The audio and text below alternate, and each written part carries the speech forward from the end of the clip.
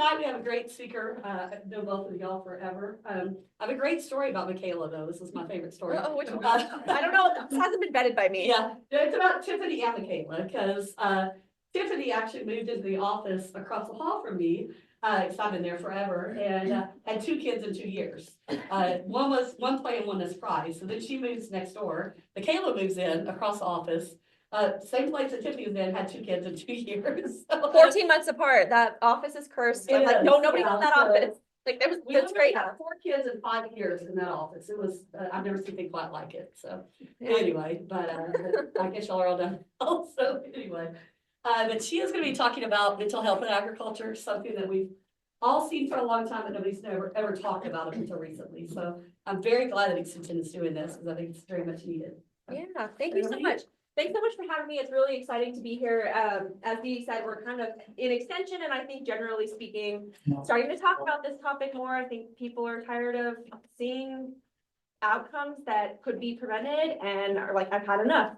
And so a big part of addressing this issue is education, getting people comfortable talking about this topic, and giving people tools and strategies for helping a friend or a neighbor in need. And so that's kind of my focus. And then I often do presentations with Tiffany, and she does the whole farm and ranch succession training, which kind of is a huge stressor. So I really enjoy doing trainings with Tiffany, and I'm kind of bummed that I'm following her after last week, because she's a great presenter. I'm originally from Albuquerque. I lived in Albuquerque most of my life. I lived in San Antonio. And then my husband, his family has a quarter horse and cattle ranch in Lipscomb County, which I don't know if you know where that is, tip top of the Panhandle, armpit of Oklahoma. And we lived there from 2015 to 2020. It was like a huge culture shock for me. And like, oh my gosh, people live out in the middle of nowhere like this. Like, it's just wild to me. Fast forward 5 years later, we're in Lubbock now. And I'm like, I hate this. Like, why do I have neighbors? Can we move back to the ranch? It's too loud. It's too bright. And so I just have this love and appreciation for rural Texas and for ranching and farming families. It's near and dear to my heart. They still are doing that up there. And I had to drive 2.5 hours to deliver my children in Amarillo at the hospital. So I also have a unique understanding about accessibility to healthcare when you live rurally, and just, it's not easy. So although I'm not from, a really rural place, I had some life experiences in 5 years that really acclimated me, and again, just made me passionate about this. And I feel like I do understand a lot of these unique stressors. So I'm going to talk today about risk factors, resiliency, and resources, just in general. Like, why is this important, or what exactly, or how big is this problem? We know that Texas is home to a large proportion of rural residents. It leads the nation in the number of farms and ranches. 39% of Texas farmers and ranchers are women. I think this always surprises people. It doesn't surprise women, but people who are from outside of ag in Texas are like, oh, that's a lot more than I expected. Texas ranks last among states in access to mental health care. Suicide rates among rural communities are nearly double that of urban counterparts. And farming and ranching are just high stress occupations. So I'm going to kind of talk about these different topics. This piece about living rurally, this geographic component. Then on top of that, I work in a stressful occupation, and how that's kind of like 2 things happening at once. And then I'm also going to talk in this presentation, which I don't talk to when I'm giving this presentation to male audiences, is this third layer that is particularly affecting women, which is this mental load that we carry, not just running the operation and trying to manage living far away from big cities or urbanized areas, but also I'm managing my family. I'm taking care of all these invisible things that nobody else thinks about. So I'm going to talk a little bit about that. We also know that cost availability, accessibility, stigma, and embarrassment are persistent obstacles to seeking care. So, thinking about stigma, again, this is why we're so passionate about doing this. If somebody has insurance, has access to a therapist or counselor if they need it, and they still won't seek care if they're struggling because they're too embarrassed to do it, to me, that's where I feel like I can make an impact. If we can take down that barrier so that people will get care if they need it, is kind of one of my driving forces. So before I go into the meat of my presentation, I want to show y'all this video that we are very proud of. Tiffany and I got a grant from Southwest Ag Center a couple years ago. And again, we're really passionate about addressing this stigma piece. And so we thought, what better way to reach farm families, particularly men, you'll resonate with this story too. But I've watched that video dozens of times, and every time I still get kind of choked up about it. And yeah, I just like to say out loud thank you to Grant for his willingness to create this video and be part of it. You saw in the video he said he would do anything after losing family members. He would do anything. He was like, oh, I'm not embarrassed. I'll go on camera. I'll do anything. I don't want anyone else to have to experience what my family has experienced. And so I'm just so thankful for him. Okay, so like I said, I'm gonna kind of talk about these multiple things that are happening at one time. So first off, thinking about rural residents and health, we know that there are health disparities associated with living rurally. There are lower life expectancies, higher incidence of disease, think specifically of chronic diseases, diabetes, heart disease, increased mortality rates. So two people who have cancer, one person lives in a more urban area, one person lives in a more rural area. The person who lives in a more rural area is more likely to die from that disease than somebody who lives in a more urban area. And then there's a higher suicide rate for those who live in more rural parts of the world. So of course, why? What's going on is the question. Rural residents in general is associated with lower rates of physical activity. Tobacco use is more prevalent in rural areas compared to non-rural areas for both adults and youth. There's a larger proportion of uninsured among those who live in rural parts of the state. And there's lower access to quality health services. When I lived in Livingston County, I was on the hospital board. The hospital board managed an ambulance, a volunteer-run ambulance, just to get you shuttled to the neighboring county where there was a hospital, right? That was all volunteer-based. Anybody who was doing that, it wasn't their full-time job. Of course, they went through some type of credentialing and training, but when you think about that quality versus somebody who is in a city and the EMS who arrives to take care of them does that as their full-time job, there's going to be a difference in care. There's also specialists, even if you're, maybe 30 minutes away from a rural health clinic, probably not going to have specialty. Like I said, I had to drive 2.5 hours to my OB to deliver my children. I kid you not, maybe y'all have done this. I made my husband watch videos on YouTube, like how to deliver a baby on the side of the highway. Yeah, y'all did that too.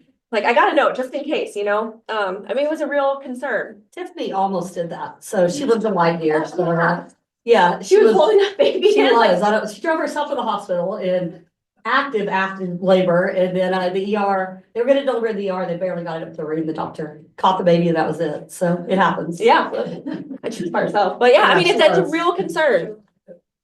So we know that there are fewer primary care professionals in more rural counties. This is data from 2024. All those dark counties is representing a county or the entire county is a shortage area. This is primary care. So again, if you're not in those major hubs, there's not enough primary care providers to serve the communities and to serve the number of people that live there. Now, this is the mental health professional shortage by county. I mean, if you're not in the main counties, and even like Lubbock, it's part of the county is a shortage area, not the entire thing, but part of it, there's still a shortage, right?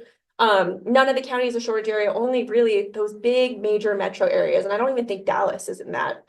So, I mean, it's an issue affecting basically everyone in the state. Thinking specifically about risk factors associated with living rurally, I mentioned some already. Isolation is a big one when we're thinking about mental health. People always like to talk smack about social media, which there's many cons to social media, but it is one of the things that was like very helpful for people living in Lipscomb County to connect and like when to meet up and when are people doing things. And it's a good way for people to connect. It's really important when you're living far away from someone and you're not just going to bump into people at the grocery store because there is no grocery store, right? So isolation is a concern. Now thinking, I'm going to shift now into this occupational component. So those are all the risks and risk factors associated just because you live in a rural part of the state. Doesn't matter what industry you're in, right? Now thinking about farming and ranching hazards particularly, there's physical hazards that people working in other industries don't have to worry about. Those of us working in offices, we do have to worry about being sedentary, but I'm not worried about some heavy machinery like crushing parts of my body, right? And these ergonomic issues that people working in farming, ranching, or ag have to consider. There's biological hazards, mosquitoes, snakes, vector-borne illness. Again, people inside all day, they don't have to worry about these types of things. These are specifically for people working outside. I always like to tell this story that that Jordan Bell told me one time, where we were talking about potential exposures to pesticides, and she's like, you're not gonna believe this. One time I was talking to this guy and we're out in his field, and he gets his little pocket knife out and he opens up whatever herbicide or spray he was gonna use that day, opens it up with his knife, puts it away, and she's like, and then 2 hours later, we're having lunch and the guy's using that same knife to cut his apple and eating off of it, which you're probably like, yeah, I've seen that before, right? I mean, though, that you're getting exposed to things that people in other occupations don't have to worry about. So these are just, part of the job. And then, of course, you're thinking about these stressors that I'm going to go into here in a minute, that are unique to this industry, unique to being a business owner, but specifically related to working in ag. So it's not just that this occupation is stressful because of all the things you have to juggle. It's stressful because there's so many things that are out of your control. No matter how well you plan, no matter how well you plant, no matter how healthy your animals are, there are so many factors out of your control that can completely wipe you out. Thinking about weather, natural disasters, and in Texas, we're really lucky. We don't just have one kind of natural disaster. We have the full gamut. I work in disaster assessment recovery unit. It's just one thing after another. And it's also not that, oh, I've had my, I got my one tornado or we had a wildfire, I met my quota for the next 10 years. I had a wildfire last year and it could happen again this year. It's just this chronic worry and stress that we're experiencing. There's a lack of time to focus on mental well-being. I'm going to talk in a minute about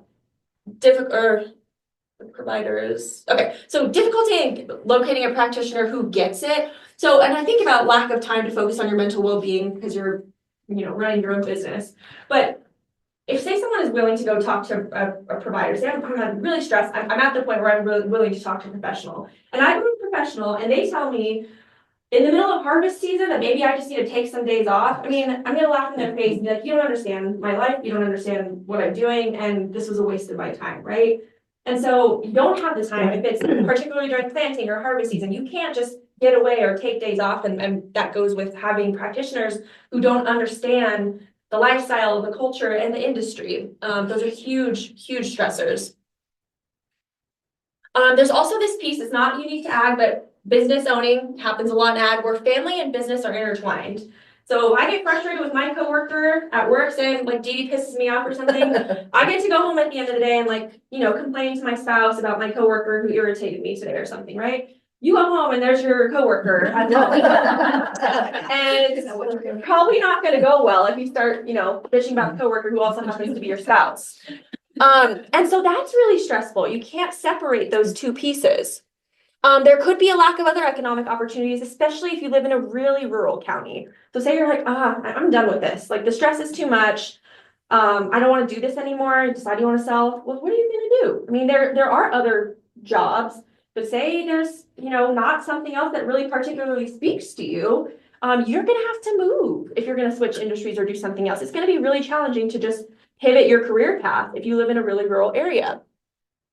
Grant talked about this in this video, grit and this personal dedication to picking yourself up by the bootstraps is one of the things that makes ag communities so strong. This amazing grit, and it's amazing until it's not, until it's preventing you from seeking out care or getting help for a problem that maybe you're not the right person to address, right? And it also can contribute to loneliness. If you're people expect me to figure this out on my own, making you feel like you can't talk to someone else about it, can be really stressful, and it exacerbates the problem. There's a concern over the impact on your business if help is sought. Say there is a clinic in your community and there's a counselor that shows up there on Tuesdays to see people. Well, everybody knows everybody's pickup in the community. Somebody sees your car parked out there, and everybody's always talking about other people's business, right? So there's not privacy, and there's this worry, and say it's, next to the Capital Farm credit or something, you're well, I don't want my lender to see that I'm here. There's just a lack of anonymity and privacy in more rural communities and small communities. Tiffany talks when we do presentations together. She talks about this issue in such an eloquent way, just thinking about the family legacy that's at stake. It's not like another job where I don't want to do this anymore, I'm frustrated. You think about your parents and their parents and their parents who for generations have broken their back to keep the family farm. that's a weight that you carry that other people don't have to worry. There's like and people have spiritual ties to their land, right? It's a family legacy, and that's not something that people in other industries deal with, and it makes it really stressful. And again, it's not as simple as, oh, I can't do this anymore. You're thinking about generations of families who have kept this property and farm and ranch going. Oh, shoot, you can't really see that up there. Okay, so these are particular stressors. Again, I don't do this when I'm talking about them to the men, because this is particular stressors for women in ag. And this picture, I sent it to Tiffany. She's like, oh, that looks like my house. So in addition to, again, managing the operation and thinking about everything else that's going on, we have this mental load of managing the household and managing children if you have children. So it's childcare, it's meal planning, it's making medical appointments, and I have to take the whole day off of work to drive 2 hours to get my kid's doctor appointment, or if my kid's sick, I have to take the whole day off because the doctor's office is an hour away or it's far away. I mean, that is stressful, and not always, but women are often the default parent who are the ones taking on this invisible labor. And sometimes if the job's not done, kids are going with you to finish the chores for the day, right? You might see a stroller like in the barn, and you might have the kids with you in the machinery because it's gotta get done. And so this often falls on women in particular. There was a study, they did some focus studies in 2024, because I think in general, we haven't talked about mental health and ag, but also I feel like women have not been the focus in recent years. There's lots of talk about suicide rates being higher amongst men and particularly men in ag. And I feel like women are just now kind of being talked about more as also experiencing all this stress. We saw before, 40% of women in Texas, or 40% of the farmers and ranchers in Texas are women. So in 2024, there's new research happening. They did some focus groups, and they described this triple burden of invisible labor for women in ag. And it was juggling these multiple roles, caring for the household, the children, and the farm. And so just this extra layer that, again, is not exclusive to women, but it's mostly women who are taking on these sorts of roles. So a study in 2021, this wasn't just women, it was men and women in rural parts of the country. It was all over the US. They asked them, what are the factors affecting your mental health? 91% said financial issues. 88% said farmer business problems, fear of losing the farm, almost all of them, 87%, and stigma associated with mental health. And then they also asked them about the obstacles to seeking mental health treatment if they needed it. Cost, lack of awareness, difficulty accessing a counselor in rural communities. You think about, telehealth is now a great thing. I'm going to talk about a telehealth resource that we have, but telehealth is only as good as the broadband that's delivering it to your house. And if you have to drive like we did up to the top of the hill to get the best service because you're actually Starlink works really well now, but I mean, I couldn't take calls or like do Wi-Fi in the house it wasn't high quality. And so I'd have to, if I were going to do something like this, drive up to the hill where there's 2 bars instead of 1 bar in the house and access that way. So telehealth is amazing, but we still have to consider these other factors like broadband access. And then lastly, again, this is like what I'm going to keep talking about and touting is this piece of embarrassment and stigma. And what are people going to think about me? Are they going to think I'm unique if I seek out care? So 70% said that even if they had the money and they had the insurance and all those things, all the other barriers were taken away, embarrassment was still a barrier and they would get care because of that. They asked, what is the best way to reduce stigma? They wanted the people who responded to the survey, they wanted the ability to talk about mental health with their primary care doctor.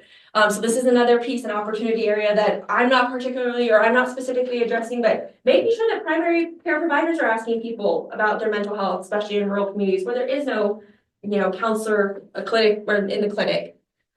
Increase mental health training for doctors in general, again, to make them better understand these unique factors that people working in ag experience. Access to mental health programs, farm counseling programs, and teledoc services. So these are all things that we're all trying to address to try and improve mental health. Okay, so I talked about all the things that are really stressful and not great about being a woman in ag in a rural part of the world, right? But there's also there's resilience that is unique to being part of this community that doesn't exist in other parts of the world. So I like to talk about this too, because it's not just doom and gloom. not all farm and ranch operations are in rural parts of the state, of course, but most of them are. And small communities have more connectedness. People are more neighborly. I've had a flat tire in a city and I've had a flat tire out in the middle of nowhere. You're gonna sit on the side of the road by yourself for hours and nobody's gonna ever stop and help you if you get a flat tire in a city. You get one in a rural county, there's a chance that it's gonna be your neighbor, you're gonna stop and someone's always gonna stop and help you. That makes stronger communities, it makes communities more resilient, and well, it makes communities more well. Having trusted relationships, tight-knit families, and more discussion recently about what's happening and this issue. Religiosity and spirituality is also a protective factor, and research shows that people living in more rural areas, there's higher religiosity in more rural areas compared to urban areas. So again, these are things that are protective for those of us living in rural ag communities that people living in a big city might not experience. My husband was on one of those football teams, where there's like 6-man football. Yeah. And he's like, I had to be a 6-man football, and then I had to be in the play, and then I had to go do this, because in a small community, you have to participate and you have to know your neighbors. That sounds like something y'all are doing. Yeah. And it's like, I didn't want to be in the play, but like there was no one else. And so that breeds Exactly. good relationships and strong communities. And so I do like to point that out too, because I know this can be a scary thing to talk about. And it's like, oh no, this is a huge problem. But there are things that make ag and rural communities particularly strong. Okay, so now I want to talk a little bit about some strategies, kind of describe the problem. We do in extension, we can do long, big, comprehensive trainings. One of them is called Mental Health First Aid, on how to support other people who are struggling. I'm just going to talk today because that's not the focus of today's program, but I'm going to talk today just about some tips and things that you can do if you notice somebody is struggling. Let me ask y'all, how would you know, whether it's a spouse or a friend, how might you know that someone is struggling with their stress and mental health? What things might tip you off? What was it? Their actions, Yeah, so what might they do? maybe nothing, maybe no part of it, they're reclusing and not. Yeah, maybe somebody who's normally social is now staying home all the time, sleeping a lot, absolutely. I guess it could be the opposite, trying to cover it up. Yeah, kind of overcompensating, sure, absolutely. Just think about yourself, like when you're feeling down, like how might that present itself? My patience and tolerance goes way down, so I get really snappy. So Same, absolutely. Yeah. Like, oh, I must be stressed, I'm yelling at everybody. yeah. They get skinny. Sometimes. Yeah, sometimes people have like weight loss very quickly, weight gain also in a short amount of time, right? Maybe they start to look sort of disheveled. What are some things that someone might say?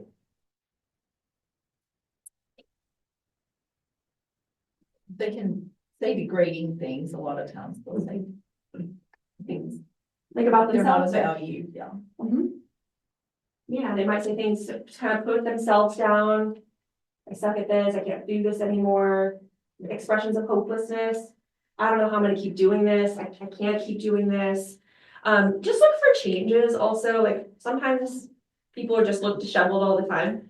But if it's someone who normally looks really well put together, I know it's like, no, that's their normal, right? But if it's someone who looks put together all the time and suddenly they look maybe disheveled, or they're not doing the things that they used to do, they're not showing up at the coffee shop, they're not coming to church anymore, or if you have a women's group. Those changes in behavior are the things that we want to look for, or they might express, I'm having, and they might not say I'm depressed, but I'm not sleeping, or I'm in bed all day. These little cues, just look for, and again, we can do a really big comprehensive training on that. But these are all little things that you can look for, and if you do notice that somebody might be struggling, how do we talk to them? It's pretty simple, and I think like people expect this to be some sort of profound or like I don't know, just profound sort of information, but it's not. Let the person know that you're concerned. Hey, I noticed, or I care about you, and I noticed that you haven't been coming to church anymore. Like, what's going on? Is everything okay? So just basic, that would demonstrate to someone that I care about you. I notice you. I notice that you're not showing up. I notice that you seem really maybe rattled today. I mean, that shows concern, right? And you heard Grant talk about just that conversation that he had with his friend. Brand has and had not at that time had any specialized training, mental health training. He's not a therapist. And he was able to show that guy, talk to that guy off the ledge just by saying, hey, I care about you. It's not going to be like this forever. I know how much you mean to your family. Just I care about you kind of expressions, right? It wasn't anything like therapeutic. So really little things can make a huge difference. Speaking confidently, if you're going to ask somebody about if they're struggling, we want to make sure that even if we are a little bit nervous, you think about a duck gliding along water. They always look so like serene and smooth, and then you look under the water and their little feet are paddling like hell, right? You might be feeling that way. You're like, oh my gosh, I don't know how to have this conversation. I'm very nervous. If you can speak confidently, if I ask you, how are you doing? And I say it with confidence, that gives that person like, okay, this person can handle what I'm going to say to them. If you're like, oh, you're not depressed, are you? Yeah. What does that tell her? Don't answer. My Yeah. mom used to be like that. Yeah, I'd come to her crying and she'd start crying. I'm like, Oh gosh. we're not gonna have this conversation. Oh, So, yeah. yeah, she's dramatic. When she said it. So, yeah. I mean, if I'm like, you're not depressed, are you, Dee? I'm telling her I want her to say no, Yeah. right? So just trying to be as open and confident as we can when we're having a conversation. That might be a little scary for us, especially if it's somebody that's close to us. Try not to be judgmental. Sometimes that can be difficult, especially if maybe we disagree with someone's choices. Often this is the case with family members or spouses. Sometimes people use alcohol to cope with stress. I'm sure that's something that y'all see. And so rather than focusing on maybe a behavior that you're noticing that a person might be using a substance to cope with their stress, focus on the distress that they might be experiencing. Don't express judgment about the alcohol because that's not going to be helpful. It's going to make them defensive. Focus on, hey, I noticed, you don't seem like yourself. Is there something going on? I'm worried about you. Do you want to talk about it? That's it. Try to not be judgmental as much as possible. That's really tough. I know, I'm a judgmental person sometimes. Especially with your spouses, I think. Yeah, people you're closest to, Yeah. absolutely. If you can avoid you statements, we talked on the last slide about sharing your observations. So I noticed, I care about you, putting the focus, or not the focus, but the onus on you. I'm noticing these things, I care about you, versus saying something like, you're not showing up anymore. How does that sound compared to those other I statements? Blaming. Yes. Yes, it sounds more blaming, and it's gonna put them on the defense, absolutely. So if we can avoid putting them on defense by saying, you're doing this, you're doing that, we're not gonna make that person defensive. Maintain confidentiality when you can. If somebody opens up to you and then you go tell their business to 3 other friends and then it gets spread around town, I mean, that's one, it's just not good integrity, but I mean, that person who might really need help isn't gonna talk to you anymore. So we want to protect privacy as much as possible when you can. Of course, there's issues like if somebody tells you that they're having thoughts of suicide, this is not that training, but that's why it says when you can. Practice active listening. I think we're always thinking about the next thing we're going to say to somebody. To the best of your ability, if you can just focus on listening and saying, I'm hearing you're saying this. You talked about how you're not getting out of bed. So to me, maybe that sounds like, you're feeling down or you're feeling hopeless. Is that right? Is that what you mean? No, it's not what you mean. But that just shows that you're listening, right? This is really difficult. It's really difficult for me and it's really difficult for a lot of people. Trying to fix the problem. I feel like that's kind of the go-to when somebody tells us that something is wrong or that they're struggling is we're like, okay, how do we fix this? There is benefit simply by having somebody bear witness to our story. Like that is therapeutic for me to just talk to Dee Dee, vent to Dee Dee, have her not judge me, have her listen and not just try and fix the problem. That is helpful and beneficial to me. And so you can ask someone, do you want advice or do you just want me to listen and let them decide? When should you give somebody advice? When They ask for it. Yeah, when they say, I need advice. Mhm. If not, we can use this as an opportunity to just listen and just bear witness to people's story because that in and of itself, regardless of the problem, is helpful and beneficial to people. Share resources. So I'm going to share some resources here with you today. And it's important that you know to the best of your ability, local resources so that if somebody's struggling, you say, hey, this is someone you can call, or let me look into that. So just know resources that are available in your community. And if somebody, tells you that they really are struggling, tell them it's okay to get professional help if they need it. Research shows that people are more likely to seek professional help if somebody close to them suggests it. I think somehow it just takes away a fear if like, oh, well, they wouldn't judge me for it. They're actually encouraging me to do it. It's okay to get professional help. That's what Grant said. I find this really helpful, especially when you're talking to men, to make physical health, like physical analogies. So consider a broken arm. If you broke your arm, or if I broke my arm, I hope you would tell me to go see my doctor, get x-rays and get it reset, put a cast on it, so that it heals properly, right? Most of us would probably suggest that to our friend. We wouldn't say, give it a week and see if it feels better. That problem might just go away on its own, especially if you see the bone sticking out, right? It's not gonna get better on its own. There are doctors, professionals out there for a reason, like Grant said. Our mental health is the same. So I also tell people, like, if you told me you had high blood pressure, I'd say, let's go talk to the doctor so maybe we can get on blood pressure medication. I'm not gonna wait until you have a heart attack. We know that the outcome is going to be better if we intervene early. If we address the blood pressure before it turns into a heart attack, you're gonna live a longer, healthier life versus waiting. Because people are like, well, let me just wait. I noticed that something's wrong, but I'm just gonna wait and see if it gets better. Waiting is not, no. Early intervention is gonna yield the best outcome. So if we wanna do something, say something, help someone before it becomes a more serious problem, it's going to be a better outcome. So if you're talking to someone and they're like, I don't need mental health, it is helpful sometimes to think about using these physical analogies. Breaking your arm, it's not gonna get better on its own. You go get a cast, and you know what? If you go get that cast and it heals on its own or with the cast, you're not gonna have an issue with it long term. Just like someone maybe going through a hard time because they lost all of their animals in a fire.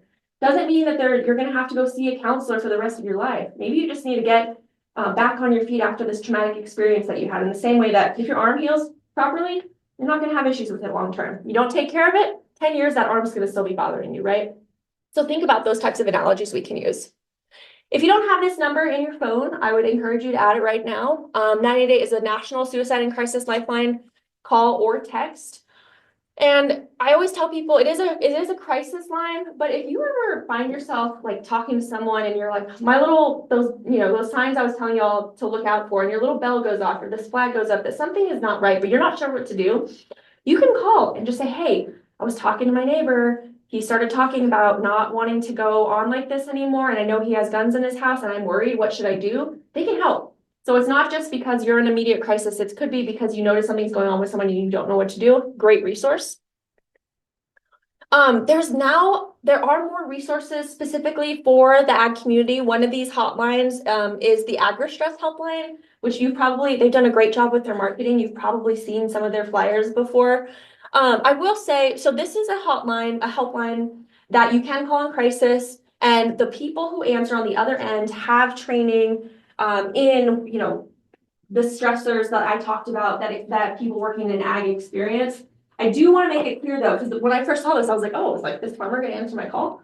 I want to be clear that it could be, when I've called every resource that I give you and share with you, I've called myself to vet it and see, is there somebody on the other line? One time I called and I got I don't know if she was in college. She sounded like a college age student in Louisiana. She had training, but it wasn't this guy, right? So just know that this is a good resource, but you want to know before you give somebody your resources, what is this? So they have training, but it's not necessarily a farmer in Texas who's answering the call. It is a great support line. So again, if you want someone who has some training and understanding, you can call this helpline. These are some podcasts. The Ag War on the Field podcast, which I'm sure Tiffany told you all about last week. She's done a great job of interviewing and asking people in ag to talk about these topics on her podcast. So I think she has maybe even one more now, like 3 or 4 podcasts. If you're just driving around, you want a good listen. And then there's some other ones here that are specifically related to mental health and ag. And this is a new project that I've been working on with Tiffany on, in partnership with the Texas A&M Telehealth Institute. So it is called Farm Hope. We are offering free telehealth services from the privacy of your own home. Again, you might, if you don't have good cell service, you might have to take that iPad that you have to the top of the hill. I know that, to get good connection. but it's something that you might not otherwise have. If you don't have an iPad or whoever's accessing these doesn't have an iPad, we can mail a software-enabled iPad that would allow that person to meet with one of our counselors. And we have just one counselor right now offering services. I should have put like a bio of her because we want to be able to say, here's the person who's on the other line. It's not just some random person. Her name is Dr. Michaela Spooner. She raises horses. She has a 4-H background. She lives in College Station, and she has her PhD, and she has a license to provide therapy. And that's who she is. And we're hoping to get some funding so that she can kind of go out and meet people. But it's not some random person out in the cloud. It is, I know who this person is. And she comes from an ag background, understands ag, but she also has gone through a lot of training. So I want you to know that this is our resource, and I know who's going to be on the other end of this if you call it or if you were to want to get services. What's cool about this, all you have to do to be able to access this is say, you go to this link, and it's going to ask you, do you live in Texas? You have to reside in Texas. And do you work in ag, or are you a family member of someone who works in ag or a farm worker? If you answer yes to those 2 questions, you qualify for free services. We have on here that it's up to 12 sessions. We didn't want to have a cap, but she was like, let's just put 12 on there. You know, sometimes there's like services where they're like, well, we have free, and then they're like, oh, but you only get 3. There's not a limit. I think if there were a need for months and months of care, they might try and figure out a different long-term plan, but we're trying not to cap the number of sessions. So you would have your Dr. Spooner would be your person. It's free. You don't need insurance. You don't need a referral. You don't need a voucher. You just go on and register, and you don't just have to call because it's, I'm stressed out because of my operation. It can be my spouse and I, who are business partners, are fighting all the time because we're both so stressed. And so she can do marital counseling, if you're having issues with your kids, any topic. So it's not just limited to being related to your operation. You can call or get services related to any topic. So I did want to share this with you. Please share this resource with people you know, but also if you just need a vet or talk to someone, this resource is available for y'all. Again, it's offered by the A&M Telehealth Institute. And that's all I got. And I'll hang out for a few minutes if you guys have questions. And I'm so appreciative, and thank you so much for having me. Well, I know a lot of the county agents struggle with, a lot of times they are the first defense when farmers are depressed. Have y'all done any training for them or help them know what to do when a farmer comes in their office? And We offer the trainings. Sometimes they come, sometimes they don't. It's never been a requirement. Mhm. I think that would be, they are I think the that would first be line awesome. of defense, and We have to do information security awareness every other day, so you think we could, or child abuse, I'm an economist. So I think that would be a great thing that they could ask well, us if to you offer. tell them upstairs, let them know that that's something that you would Is like it a train track or is it like in person? in person. We could do a train track because I can't travel to every county, but I've never said no to a training, so. Inviting me. Absolutely, thank you for coming. True pleasure. Yeah, and we'll take probably about a 5-10 minute break whenever y'all get done. If y'all don't have any other questions for Michaela, you'll be around for a few minutes, but I know you gotta get home to kids too, so. Very nervous. Did you hear me say that my little tire light went on while I was driving? Oh, no. I hope it's a slow leak if there's a nail in it. Yeah, I've done that more than Let once, us know. so. Let us know. So- Yeah. Okay. Yeah, just text me. I've got Chrissy's cell phone. We can take care of you.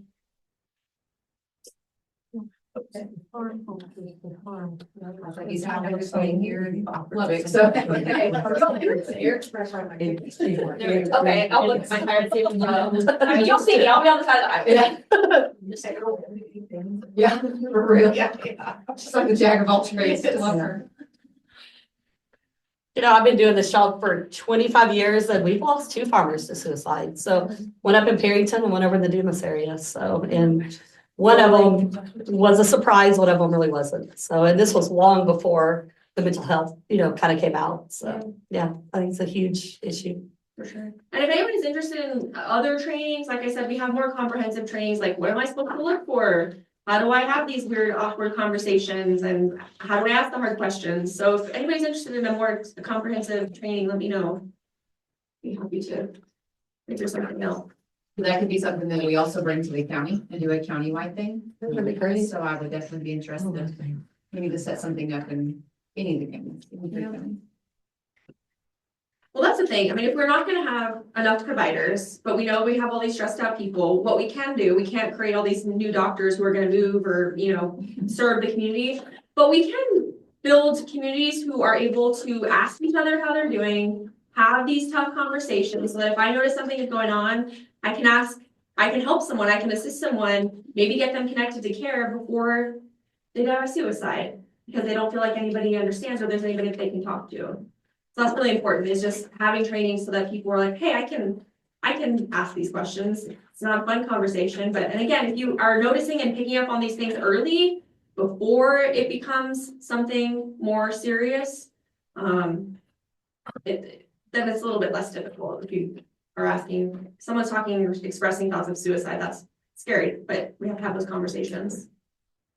Now, there's a huge shortage of counselors in Amarillo. I mean, you can't hardly get into one, so, No. yeah, it's bad. So. Well, and so many counselors are so sick of dealing with insurance that they're just private pay now. Right. They're like, I don't get reimbursed, it's a pain to file the paperwork, so it's like cash only. That's true. We run into that a lot. Yeah. Oh, yeah. Yeah, my son, his senior year in high school, he's almost a senior in college now. He collapsed both lungs. I mean, total healthy kid. One week and then another one 5 weeks later. And his senior year, he's supposed to win state in pole vault, and he wound up being in the hospital for 30 days. And yeah, he struggled, not suicide, that never happened, but like anxiety and depression and all that. I mean, he was afraid to move, type thing. But he was also very depressed because he couldn't move anymore because he's, at 18, you're invincible. And plus he's struggling with his faith. And so we went to one counselor in Amarillo. And he said, well, just tune it out. He goes to a Christian school. I mean, that's not gonna happen, Yeah, he's like, you just need to know how to compartmentalize. And I'm like, it's all day, every day, And so we set him up with a second one, that she was actually, her husband is a youth minister in town. And she knew how to meet him toe to toe, basically where he was, because his Bible knowledge was phenomenal. So you could say one thing and he would counteract with an argument, type thing. So anyway, she helped him work through that, but we finally had to get him on some anxiety pills just to kind of get him until he hit his like 1 or 2 year mark and all the, most of the, I guess risks went away. Then he was fine, and he's happy and healthily ignoring me in college right now. So he's doing very well. But if he's ignoring you, that's normal. oh yeah. You mentioned another good audience that we are trying to reach, and we have done trainings for, so like faith leaders, because lots of times people are comfortable. He went to talking his youth minister multiple times, and I think that's very common. So, Sure, yeah. but they still need to have training too. Oh no, he did. I wish he would have had more. They know how to have those conversations. I mean, whatever lens they want to have it, but like, what questions are okay to ask and which ones? Sometimes people are like, I don't want to ask if someone's having thoughts of suicide because I'm gonna put the idea in their head. That's actually a myth. If someone is asking or expressing thoughts of suicide, it's important to ask directly, are you having thoughts of suicide or are you thinking about killing yourself? But if you don't have training, you don't know that. And so you don't ask, and then nobody can talk about it. So if there's, faith leaders, 4-H leaders, anybody who would benefit from a training. They're gonna tell their parents last, so I think that would be a great idea. Yeah. So did I understand Grant had 2 people or 3 people in his family? 3? Yeah, an uncle and 2 cousins. So were the cousins the uncle's kids, or I don't know. I don't know. that wasn't specified? No, but I've never asked him that. Well, and that's one reason Tiffany's so passionate about it, is that she's lost, 2 or 3 friends to suicide? Yeah. All before she was out of high school. I mean, it was just, so it's very real in real communities. Yeah. Right? Here's my card. I forgot to pass those out, so I'll just leave those if anybody wants to grab one, and feel free to reach out. But thank y'all. You're just a little bit more willing to talk about it, or, anything with thought provoking. Then my time here was just, I enjoyed it. It was worth being here. So thank you so much. I had a great Rachel story too. I've known you forever. And we decided one day we wanted to see Bad Moms. Do you remember this? In the middle of, our kids were younger, we were exhausted, we were not doing the work-life balance well. So we were just gonna take off one day near work, both of us skip work, and go see Bad Moms at the Dollar Theater at the Amarillo Mall. Like the original. The original Dollar, theater. So we go in there, and apparently that's where all the homeless men hang out in the afternoon. It's full of homeless guys. Yeah, they pay $1. They get to take a nap and have air conditioning. So here's me, Rachel, with the homeless population of Amarillo, but we're watching our rated R movie in the middle of the day to be rebellious. So there you go. It's So still one of my favorites. I know I watch it all the time. And like, It's great. now that my kids are older and they've watched, the regular Bad Moms and the Christmas Bad Moms, Uh-huh. they're like, The regular's You better, know so. that really is you, Yeah. bad mom, and I'm like, I'll take it. I am a bad mom. Yeah, So- well, aren't we all? So I'll turn it over to you. Thanks. Thanks. Well, like Dee Dee said, I'm so sorry that I had to get moved around on this schedule. Definitely would have been way more fun to be before Tiffany, like she said, because you never want to talk after Tiffany. She's so good. And then following Michaela is hard because I'm typically a pretty slapstick type person, jokester, and that's kind of heavy stuff. But what she had to talk about, I hope that was, very meaningful for you guys. It has been for me as well. I've actually had 3 local, like I live in Claude. I should start with that. I live in the big city. Well, I don't even live in Claude. I live in Goodnight. So I live like in the middle of nowhere in the country. My office is in Claude. My kids go to school in Claude. So, 6-man school, population 1,100. I've had 3 people really close to me commit suicide in the last 3 years. We went to 2 funerals pretty much, back to back. One, probably the hardest one I went through was one of my little old man customers who I am not the local coffee shop because I make terrible coffee, but he comes to see me every single day. I am on his stop, he is a regular, and his son actually committed suicide in front of him a few summers ago. And these are things that are even really good for me because I don't know how many days this customer has come in my office and I'm a typical person. I'm like, hey. And he starts crying and I'm like, oh, hell, John, we're having a good cry today, aren't we? But it is so hard to know what to say to people and how to talk to them. And so I appreciate Michaela and what Extension is doing. I grew up very much in that family where we could either beat depression out of somebody or that's all in your head, that's made up. And probably the longer I live and the more I've seen people struggle, I realize that it is real. I feel like I'm an extremely fortunate person that I actually have never dealt with any of those things. I have never been depressed, I don't think. I had a doctor after my 2nd kid try to convince me I was depressed. And I'm like, no, sir, I think I'm fat. I think my thyroid doesn't work. But other than that, I'm not depressed. But it's just really, really tough for a lot of people. So I'm proud of Extension for what they're doing there and reaching out and trying to get that information out to people because I can, like Dee Dee said, stressful few months. My dad passed away in January. I had driven home. I grew up near Brownwood. I'd driven home to basically tell him goodbye. My mom had to have emergency abdominal surgery the night that I got there from a ruptured colon. Like completely can't make this up. I had my dad home on hospice. My mom gets really sick. At one point, I had my mom telling me she wanted to die along with my dad because I got there on a Monday. He died on a Thursday. She spent 2 weeks in the hospital. I've got both parents at this point, and I was like, man, I'm not equipped for this. I sell insurance, people. Like, I don't know how to deal with, raw emotions or anything else. But, we've had really tough conversations since then because my mom is very much, she's 73. She was raised in very rural West Texas, tough people. Like I was telling Dee Dee earlier, my husband calls my mom the stone cold killer because like she will not cry.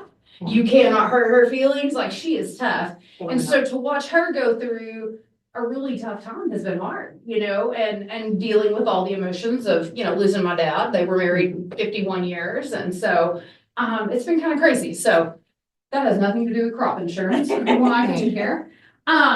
So I very much like to bribe participation. So I'm going to show y'all how this game is played. Don't worry, I have enough for everybody. So, hi, what is your name? I'm Christy. Hey, Christy, good job. Hey, Kim, what do you do for a living? I am office admin. Awesome. All the time. Have a pizza cutter. These are great, by the way. They are very good. So. Hey, Elizabeth, where are you from? From Tampa originally. Okay. Live here now. You do? Cool. Glad you're here. Thanks. Hi, Cody. You're a tall. I remember that. You have little kids. How's life going? Busy. Busy. Yeah. Hello, Rainey. Yes. Nice to meet you. Thank you. I won't even make you answer questions. So y'all answer my questions. If you help me through this presentation, I have lots of free, junk in my bag over here. I won't even torture everybody here, but these really are fantastic pizza cutters. We actually have about 10,000 apparently in my office. So if you run out or if you break this, please let me know. Or lots of fun for everyone. Thank you. Thank you guys. Really, I would got one of my band-aids for done. Yeah, I still the thought and it worked very well. I mean, I'm telling you, it pops apart, it goes on the top of the dishwasher, like, it works great. So Danny asked me to talk about crop insurance, obviously not an exciting topic. What we do, however, is extremely critical in the dynamics of any farming operation today.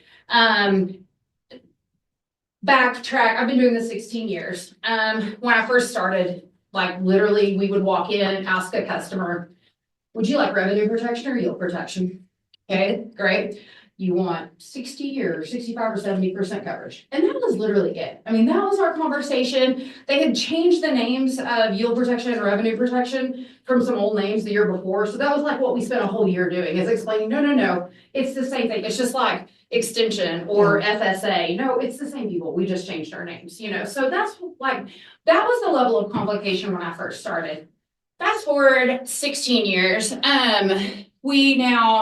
I had to look this number up when I was jacking around earlier. Let me see here.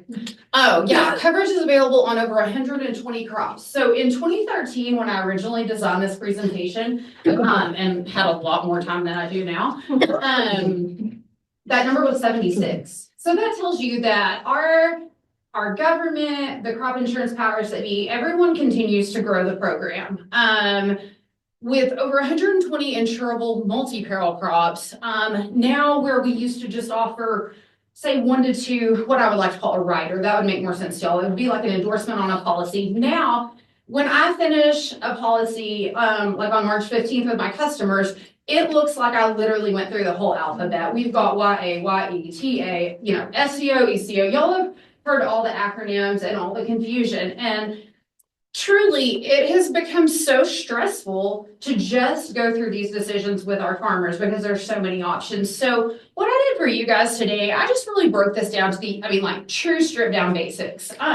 But I don't want to bore you to death. Like, if this is not what you're looking for within crop insurance, stop me, tell me. I would much rather make this a conversation. I got lots of cool prizes if you want to ask questions. I can answer about all night. But really to make it to where this benefits you. It is 7 whatever at night. Y'all are awesome for being here, but I don't want to sit here and just bore you by reading the slide deck, because that's what I do at crop insurance training. So anything that is on your mind, throw it out there. Like, does anybody have something like when you came to Annie's project that you thought, man, I really want to learn this by the end of this about crop insurance? Is there anybody that actually thought about crop insurance before they came? I just wanted somebody to tell us what to do. Oh my gosh,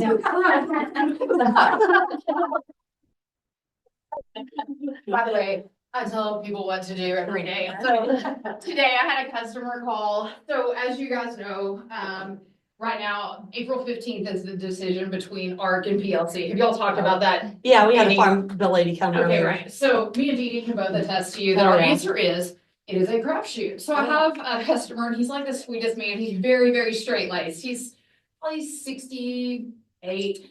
He calls me, he's like, well, Rachel, what am I gonna do this year? I said, well, John, I tell you what. I was like, red 22.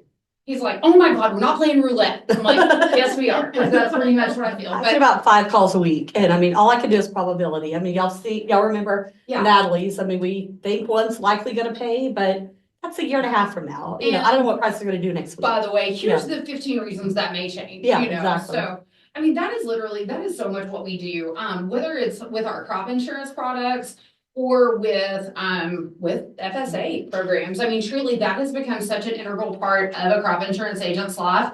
I don't get paid to administer any farm programs. However, I feel like crop insurance agents really probably know them as well as anyone working within FSA. And we have the liberty to have an opinion. I work for myself. So like, I can tell you the wrong thing and tell you, you know what, we're gonna laugh about this in 12 months because we were both wrong, but at least now we are educated idiots. So life goes on.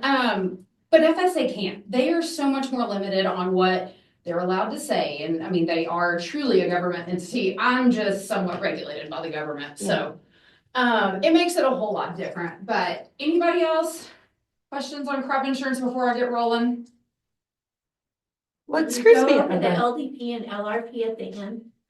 Yes, I'll just do crop insurance. No. I'll definitely talk about LRP. I actually don't write any of the dairy. I can probably like, I've taken my 3-hour training, which means you should definitely not buy dairy insurance from me ever. But I can definitely talk about LRP. I wrote a lot of that, so we can talk about how those products work as well. And they've been fantastic. Like they've been such a huge addition. And like LRP, for example, is such a great addition to a crop insurance portfolio versus weaned calf and some of the other horrendous things that got rolled out recently. So I'll give you all kind of the dog and pony show. Please ask me questions though. Oh yeah, I have a house for you too. Let's see what we got. Can drink out of a large cup. So multi-peril crop insurance, like I said, you still have an overall revenue versus yield component in that for most crops. There's a handful that do not function based on this, but your typical wheat, corn, milo, cotton, the main crops that we typically grow in this area are going to fall within either a revenue or a yield component. There's an argument on both sides that I can go into, but basically when I'm working with a customer, we typically look at both. On corn is a great example. Irrigated corn, a lot of times we are able to give a producer so much more protection by going the yield protection route. We can buy a lot more coverage to actually cover bushels if they are an aggressive marketer and they've already protected that price. So because of the price discrepancy, when you buy just a yield only product, it's a lot cheaper. When you add that revenue protection, so that's giving you the ability to track what the market is doing from start to finish, essentially, you pay for it in premium. And so there's reasons we quote both. When we look at cotton and wheat, I'm going to tell you, we quote revenue protection. It has paid for itself too many times, and there's not as big of a difference in premium costs. And so we can justify that a lot easier. But essentially what multi-peril crop insurance does is it is just like its name. It is going to cover you against multiple perils, and think acts of God, flood, freeze, fire, hail, drought, the big ones. And within this product, we're going to be protecting a true yield number. And then if you add the revenue piece to your insurance, there's a dollar component that comes into that. I'll show you how that works. Basically, like I said, I built this a very long time ago, but here's going to be the fun fact when y'all see the process here in a second. When we talk about crop insurance, everything is tied back to historical yield. So when you say, how do I get $400 an acre coverage? Well, it's all tied to historic yield on that farm. And the way that we break everything down in crop insurance is by sections in Texas. And so if you've got land on a section, that's going to be the first starting point of division. If it's irrigated and dry land, we can divide that. If you have a different crop share on pieces of that section, we can divide it even further. But all in all, think of when I talk about like crop insurance units, it's on a section basis. So the main thing to know is that when we start on any piece of land, we have to have at least 4 years of history. So if you're a brand new farmer, you've never farmed on that piece of land, we still have to find a way to have 4 years to put in your database, whether that is county average or an average of other farms that you have. And so as an agent, you're always looking at ways, obviously, to find the highest combination to get a farm a better yield. So like in this example, just to kind of put this in perspective here, this producer had wheat in 2013. They did not have anything planted in 12. They had wheat in 2011. And then like where you see the 249s up there, the T beside it, that's a transitional yield. So that's just county average. So we had to fill this person's database with 2 transitional yields. As they produce, those 2 are going to go away. So this is a lot of times a conversation we have with farmers when they're looking at their options. So like if you just start brand new on a farm and you take in, like you say, okay, I'm going to use county average. Just always remember that that's only a 4-year database and I'm replacing one of those every single time. So a really bad year can hurt you quickly because you're dividing by 4. A really good year can help you quickly because you're only dividing by 4 for those first 4 years. After 4 years, we add 6 onto that. So a database, when it's considered a full database, is a 10-year history. And then once you've exceeded 10 years, 1 year starts rolling off every single year. Fun fact, we have seen probably the largest changes in databases this year that I've ever seen because we rolled off a very large production year, kind of across the board. 2015, if anybody remembers, and this is if someone planted literally year after year, same rotation. 2015 it rained. I don't know if anybody else remembers this, but it was a very, very wet year in the Texas Panhandle. One of the wettest years we ever had. We actually did not pay a single rainfall policy that year on grass. Like nowhere across the board did not make a single payment. So that tells you how wet 15 was. Well, 15 rolled off the books. That was a great year. Y'all think about what happened after that. Pretty much 16 through 24 has not been pretty. We've pretty well, especially when you look at wheat, and dryland wheat, we've had about 2 years out of those 10 that have been good. The rest are failures. So one of the major struggles of like what I deal with every single day is like, where are we going with this? How do we help ourselves? And that's extremely difficult when you've been drought stricken, repeatedly for this long of a cycle. But just to kind of give you an idea of a starting point to understand how insurance works. So like that database would have a 46 bushel irrigated wheat average, for example. So then we go to the next step and start trying to decide, how do we want to insure this? So like right here, typical Texas Panhandle coverage options, we kind of start at 60%, and there's a reason for that. Through the disaster programs that have been implemented through FSA the last 4 or 5 years, they all had a linkage back to crop insurance, where if you took a disaster payment, you more than likely signed your life away that said you will maintain an insurance policy at least 60%. So that kind of a limit, we go down to 50. So we do 50, 55, but pretty much every policy now within my book of business, we have to have them at 60 because they signed that linkage agreement because of disaster.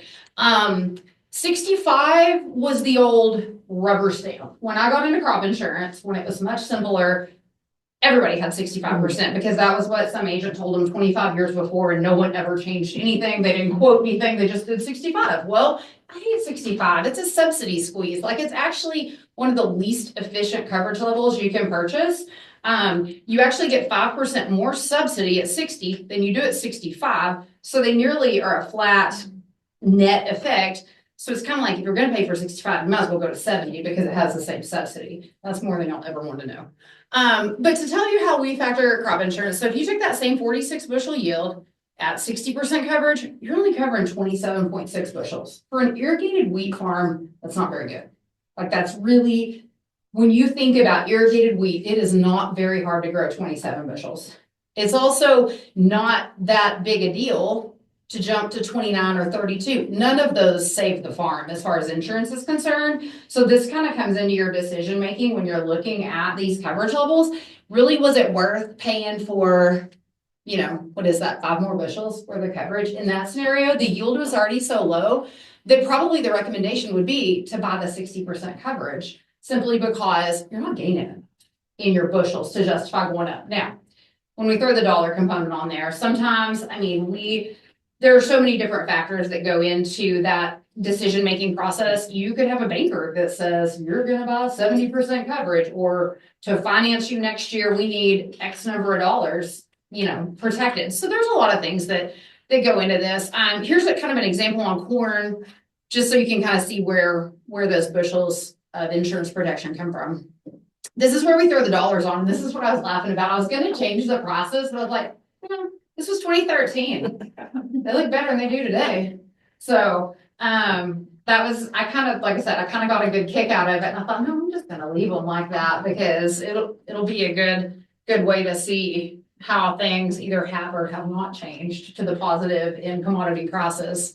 But going back to that, like this is where, let me go back for just a second. If you simply purchase a yield protection policy, that is what your insurance is based off of. You're still going to get the same price that we started with. So like in this scenario, 702 was the starting price on wheat in 2013. So irregardless, if you have a claim, we're going to pay you at 702. You just didn't give yourself the ability that if that wheat price at harvest was either higher or lower, you're not going to get to take advantage of that.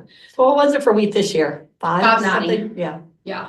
So corn, was 5 here. We were 490, I think, 494, something. Yeah. That was not that long ago. I should know. What that a meat answer. farm stress. When the prices are lower, it's 10 years, 10 years later, but the input costs are double. How do you deal with that? So, yeah.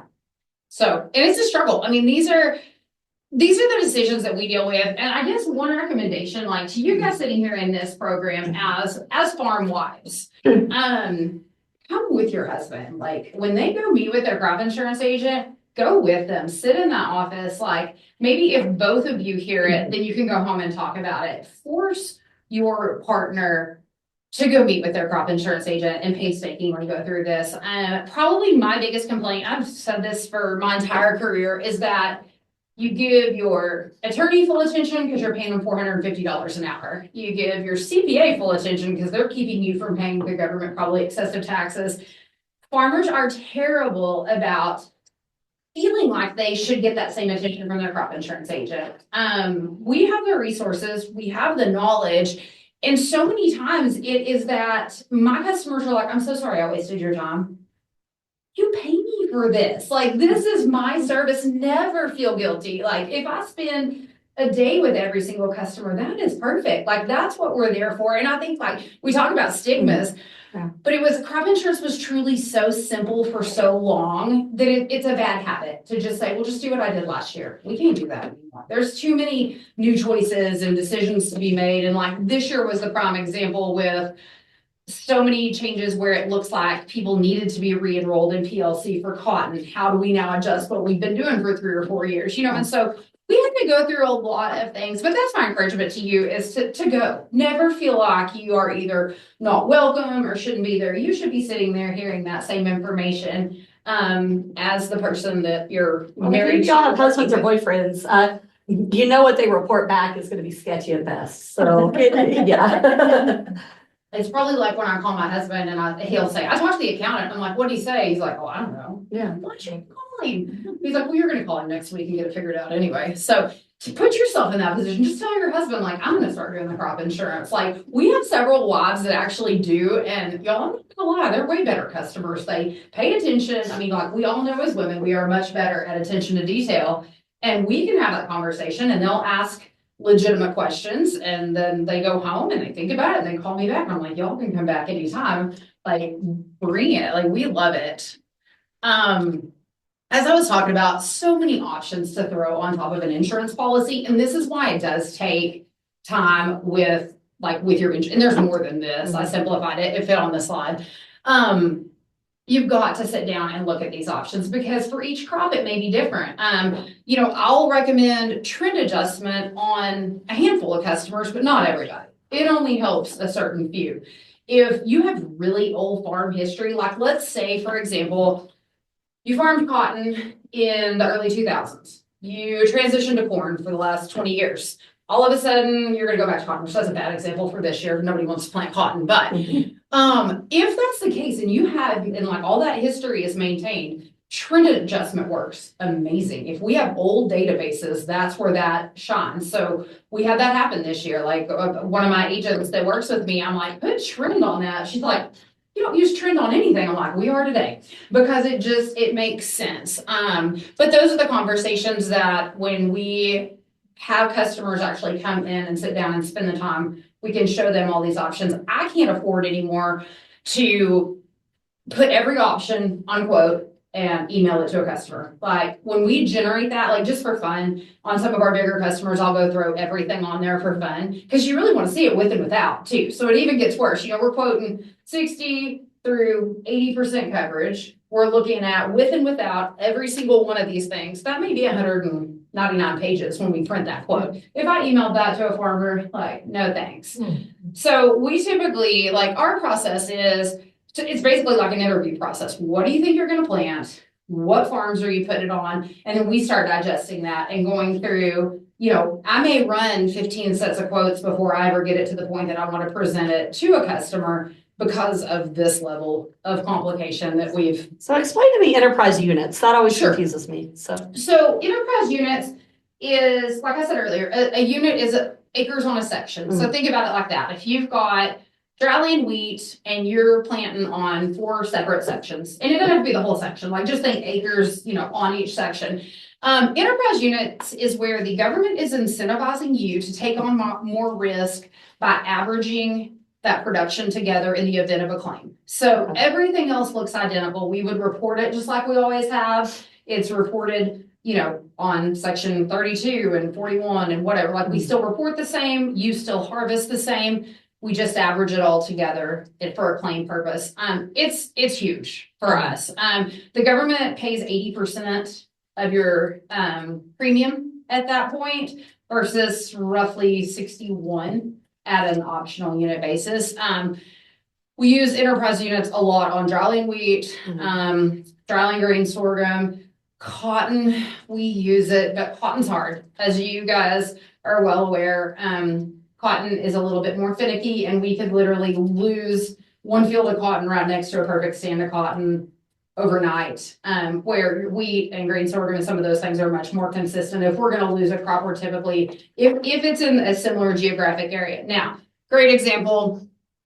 If your farms are, if you've got one on the West County line and one on the East County line and everything in between, you really have to look at whether that incentive is worth it, premium wise, to justify taking on that much risk. Because if you know that it always hails in the northeast corner of the county and that you lose that farm every year, but not the others, I mean, you can put yourself in a pretty tight spot, but it's all cost benefit ratio as far as what you're paying versus what you're getting for it. Is there a minimum acres? Like if you did like your dryland cotton, if you did your corners on this farm and that Yep. farm? They call it a 20-20 rule. So it's either 20 acres or 20% of the total acres. So the way that works, like let's say you've got 100 acres on place number 1. On your second section, it's either 20 acres or 20%, which in that example it's the same, but like typically 20 acres is the minimum. But if we had to aggregate, like let's say that it was, you had 32 acres worth of corners on one circle, and then you planted one 8-acre corner on another and a second 8-acre corner on a third, we could justify that that was 20% of the total acres. So it's just a mathematical deal, but it works great where we can use it. It's really a huge cost savings. It basically boils down to, it is 2/3 cheaper. So you can it's typically 3 times the premium to go to an optional unit basis, but You have to have 2 farms. it has to be on 2 separate sections. So you could even be within the same farm number. But as long as it was just planted on 2 separate sections. In one county. Yes. They did add what's called multi-county enterprise units, where now, for example, if you've got those 2 units in one, but then you've got a third farm that falls right across the county line, we can do a multi-county on that. And that's been, I mean, so many people, like, we've tried to explain to the government over and over, listen, there is not a flashing neon sign that says Lamb and Hale County. Like, it is not there. We farm straight across that. They don't get it. Like, the government literally looks at FSA's maps and they're like, but there's a county line there. I'm like, come show me where it's at. Like, but like, they don't understand it. So this has given us, the multi-county has really helped us where, say we had somebody that was enterprising 30 different units and then they had this one outlier across the county line. We can now pull it in. So that's pretty good. Yield adjustment, that's standard on every policy. You would not want to have a policy without it. That is where in a failed crop year, we plug a yield at 60% of county average instead of 0. So that one, there's another one called a yield cup. I don't even quote it. I tell everybody, you're getting it on your policy and I'm not explaining it to you. Yield exclusion is one though that we have to look at very closely. It is a wonderful tool. It works fantastic hand in hand with enterprise units. So if you're already in that highly subsidized premium, we can typically afford it. That is where if a county, if countywide production was 50% or less than the 10-year average, the government gives us the ability to kick that year out. So dryland wheat's a great example. If because of your crop rotation, you had 4 really good years out of that 10-year database, and the rest of them were all failures, I can go kick all those out. I just have to have 4. And they don't even have to be real. Like if I kicked all 10 out, I'll get 4 years of county average to average in. The only problem with yield exclusion is it's also a mathematics problem, but when your actual yield and what we're able to push you to, if it exceeds an 85% effective rate, they double your premium. So this is ridiculous, but like I will even have to go years back in to get somebody to an 84% effective rate to keep them in a rated policy instead of their premium going insane. And the only way to do it is by hand. So, and it's great, but it's computerized. And so, I have a competitor, but he's like one of my best friends. That's an agent. Love him. But he and I are two very different crop insurance agents. And we admit this. Like I tell everybody, I'm coming back as him in my next life. Like I want to be him. We are very different. But the other day he came by my office. He's like, what are you working on? And I was like, oh, gotta stack this team. I'm like, I'm going through all my yield exclusions. And he was like, the computer does that. And I was like, it kicks them all out. He goes, yeah, no. I'm like, but that just because the county failed doesn't mean the farmer failed. So I'm like, I mean, I put back in like, 13 and 1,600 pound irrigated cotton yields all the time because the county may have had a total wipeout, but that customer may not have. And so like, you have to manually override them. He's like, oh, so what happens if I didn't put them back in? I'm like, you just kicked out those good years. And he was like, ooh. I'm like, this is why I'm coming back in my next life as you. Low stress, man. So, it's, like I said, it's great, but you got to manage it. And then SEO, ECO, and stacks, like we said, hot topic. So what, I mean, I know this is impossible for you Yeah. to say, but do you think more guys went PLC this year, or did they still prefer stacks? It depends. Uh-huh. So I actually operate in a very large non-cotton based area. Uh-huh.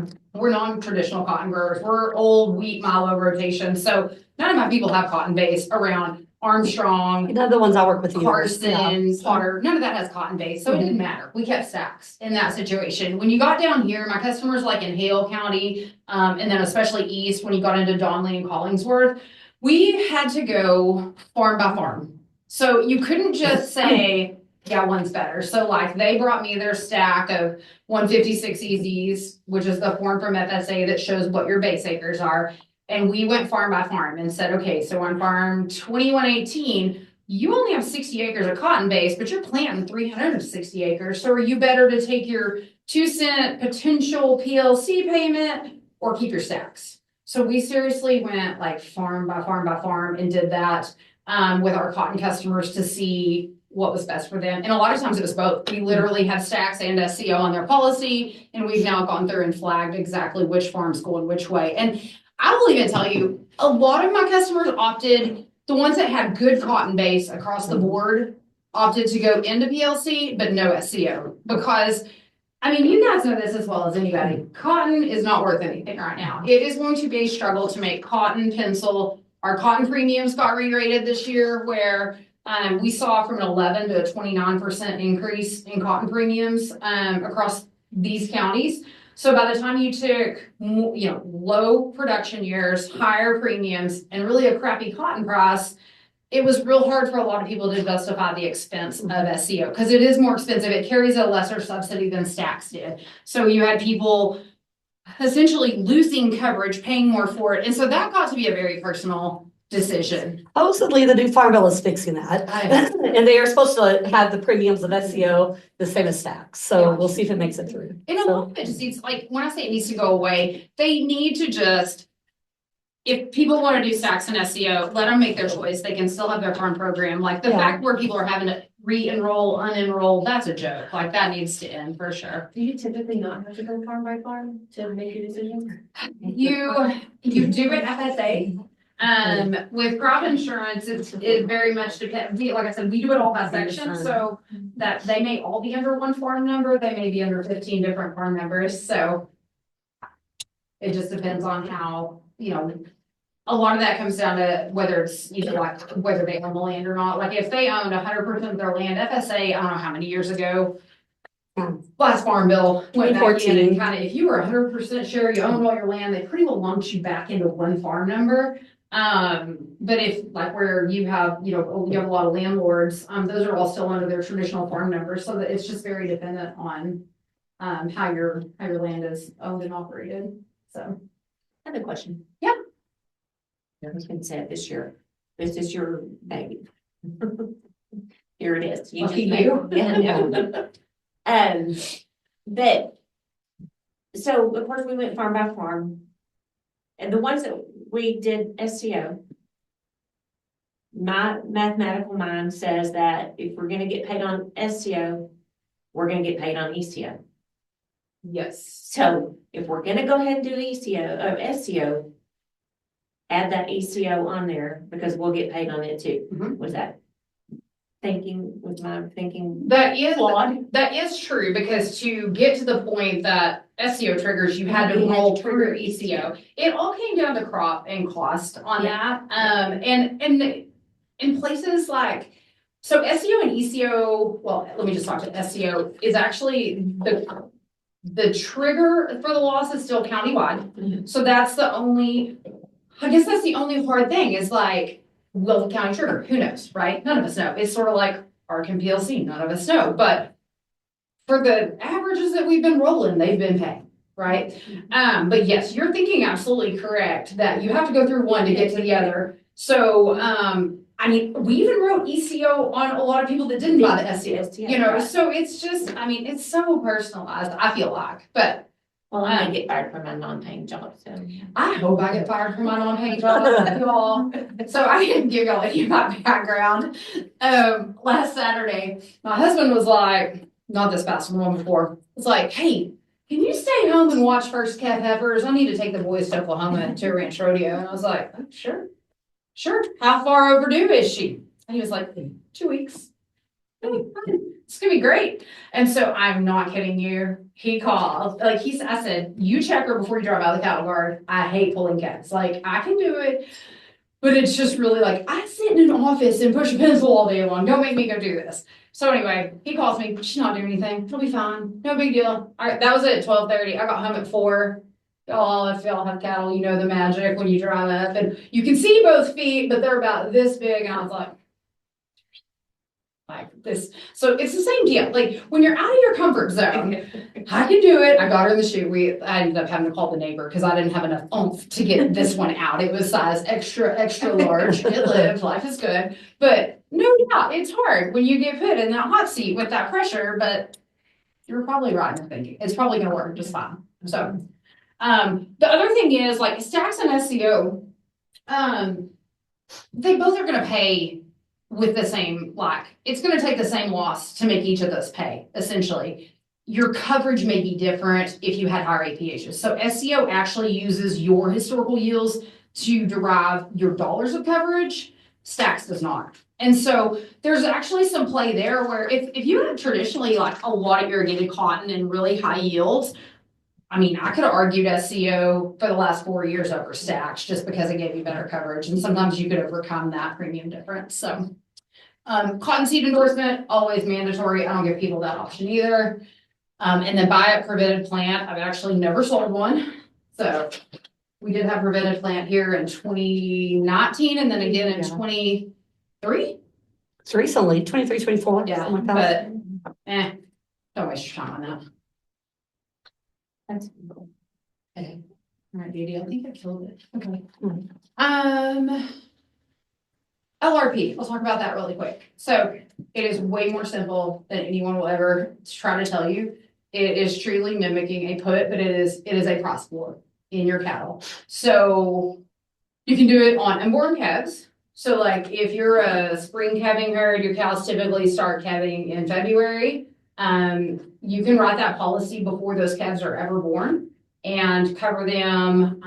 Most of these quotes were running out 43 to 52 weeks. So it all depends on how much volatility is in the futures market, but 43 is typically the maximum, and that's pretty far out. Like we can get you, if you're a February, March cattle, we can dang sure get you to an October date when people typically are marketing their cattle. That coverage only goes up to 599 pounds, but like every single day we can run quotes. We're going to have 12 options of coverage from 75% of, this is a fallacy, but essentially where the futures board is at. So it uses the futures to derive the price that we're using. And then there is some basis that comes into the ending price. But technically, if you're looking at October, we can look at a 750 pound, steer on the October feeder board. That's where the price is going to come from. But we can go from 75 to 100% of that price in coverage. And so unborn calves, feeder cattle, we do lighter weight, so we can do 600 pounds and down. We can do 600 pounds and up. On feeders, I think it goes up to 1,000, and then we do fat cattle or live cattle, from 1,000 to 1,600 pounds. So it is truly like, everybody tries to overthink it, but it's, when we quote that price, for example, like, if feeders are quoting at 280, wish they got back to that, but feeder cows took a real hard hit. I don't know if y'all watch feeder market, but Thursday, Friday was pretty ugly on the feeder board. It was back up a little bit on certain months today, but basically, if you said, I want to lock in 750-pound steers for October, then we're able to match that up and give you a pricing scheme from 75% of the price all the way to 100%. And the premium corresponds. So right now, because of the crazy volatility we've seen in the market, if you're getting pretty far out, you're probably looking at paying $12 a hundred for that coverage, where a year ago it was $8. But we've seen just that volatility in the hot prices that we're getting with, so. Has anybody used LRP? You can kill it, it's fine. Oh, that's okay.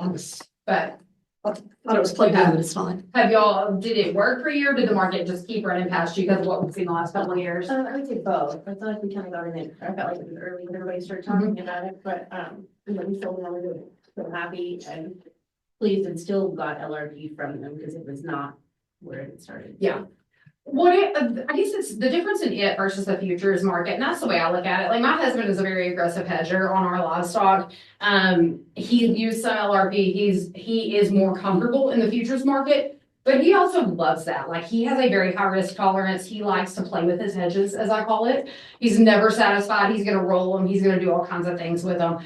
Where LRP, it's truly an insurance product. You pick you draw your line in the sand and that's it. You know, once you've written it, we can't change it. You know, so if price goes past you, great. Like, you're just paying premium. That's what I tell everybody. It's like, versus a true hedge, you did not lose your top side potential. And that's the biggest deal. I guess from my experience, I want to say it was in 2015. We had about 3,500 head of cattle turned out in New Mexico, and we were on margin for like 80 something straight days.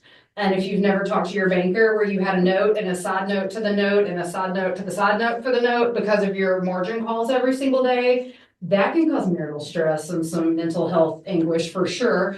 And it was fine because they were profitable the day that we hedged them, but that's a long way to make margin calls. And a lot of people are just not comfortable with that. Like, they don't like it. They don't like the stress of margin calls and things. So with LRP, it does take a lot of that stress out where you know exactly where you're at. Your bottom side is completely protected. Your top side is wide open, and it's never a marginable position. So you're never gonna get that phone call. Like, the day I quote you the premium, we lock it and we forget it, and you will not hear about it again until after your policy has expired. So like, if we wrote an October policy today, you would not even see a bill until November 1st. It wouldn't be due until December 1st. Like, the government completely carries your premium. And that's a place that we've seen value this last year, is when people were paying 9 and 10% interest on their note, those dollars that they could continue to operate themselves rather than having them tied up and paying interest on them, just because of us carrying that premium, kind of made that product begin to shine a little bit. So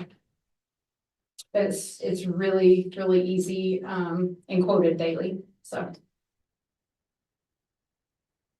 other than that, livestock gross margin, it works in feed yard scenarios pretty well. I don't like it on feeder cattle. I really don't love it on fat cattle either.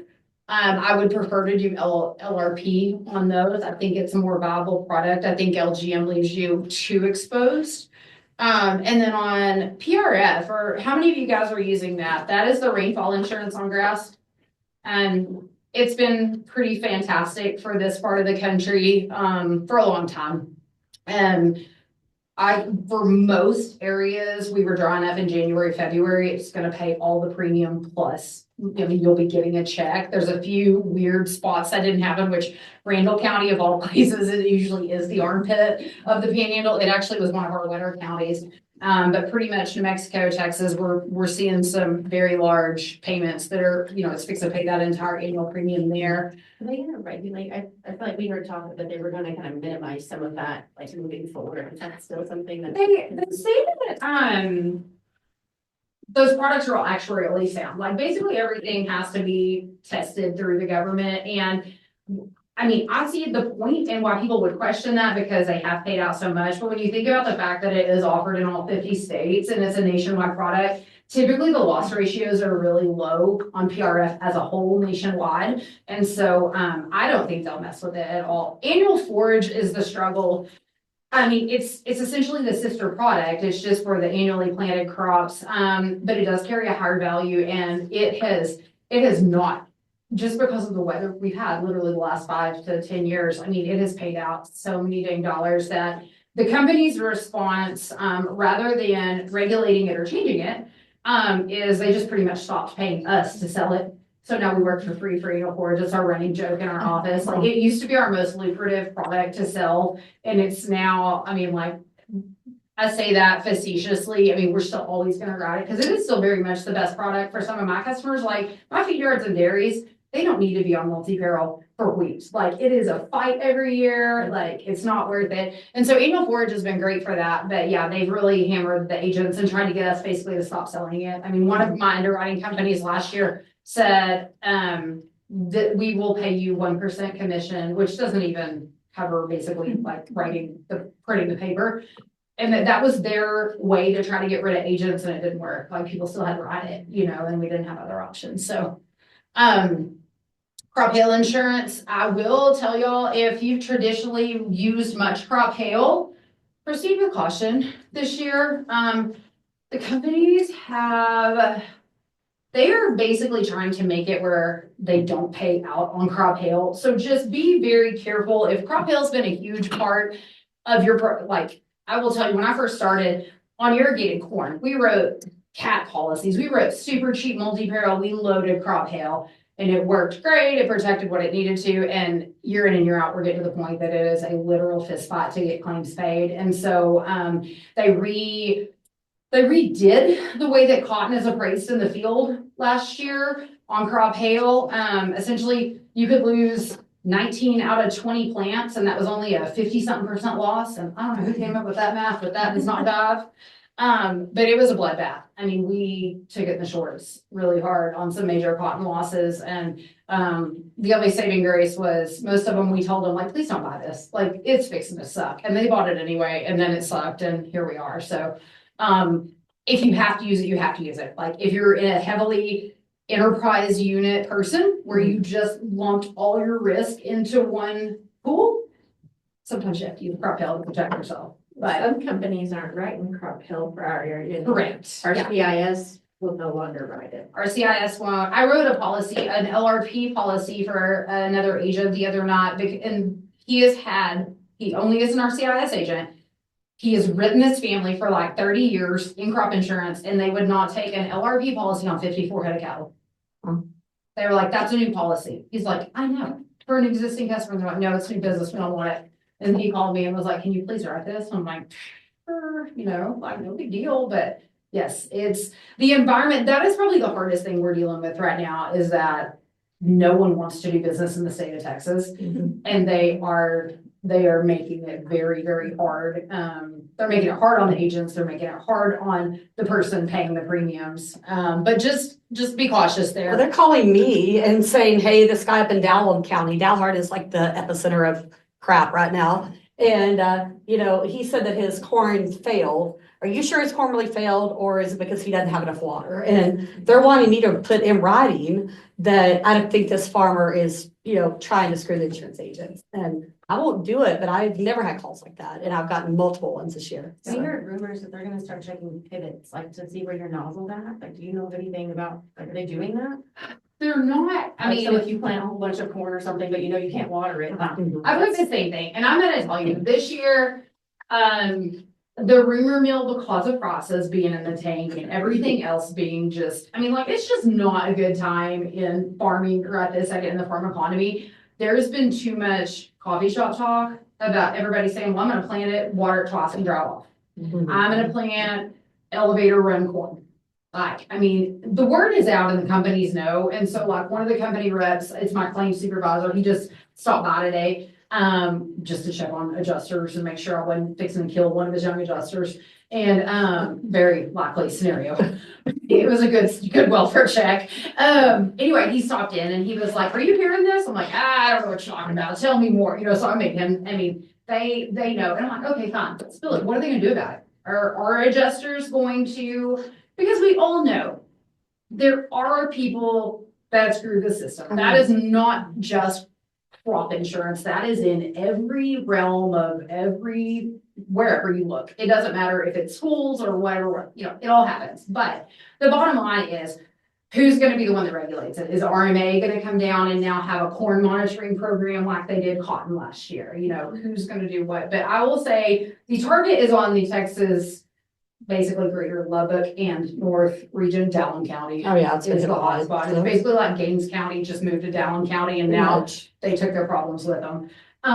But I would just say, it's not gonna be a pretty year, because I think everyone is looking for a reason not to pay a claim. So, that's another aside. The minute you think you have a claim, like if you got a hail, you don't have hail insurance, but you got a hail. Hey, it hit pivot 30, stripped all the leaves off. Tell your agent. They don't have to have an adjuster come out, but it is getting harder and harder on this documentation from our end. And like a hail, I write insurance in 42 counties in Texas and 5 states. Used to, I could tell you exactly when it hailed and what day and in what county. Now it's like, okay, we can get close. But like, if you have damage to a field, tell your agent. Like, it's so critical. Let them document it, because if I document an irrigated pivot as hail, they're not gonna ask you for irrigation records. Just immediately. They may eventually if they think there's other causes of loss, but if we can tie it back to an actual bona fide peril, that's wonderful in a crop insurance agent's world to know, hey, we had, 80-mile-an-hour winds that just blew that cotton out, so definitely communication is going to be a huge piece of the puzzle as we move forward. And with that, this is just my general overall, just something to remember that like insurance is absolutely a relationship business. But remember it's business. So I love my customers more than life. I do more crap for little old men that I have more wills filed in my electronic system, medical power of attorney, like I'm literally everyone's secretary. But, and like I said, I love that, but find somebody that's gonna do you a good job, because it costs too dang much anymore to not have a good person on the other end. You can't afford their mistakes.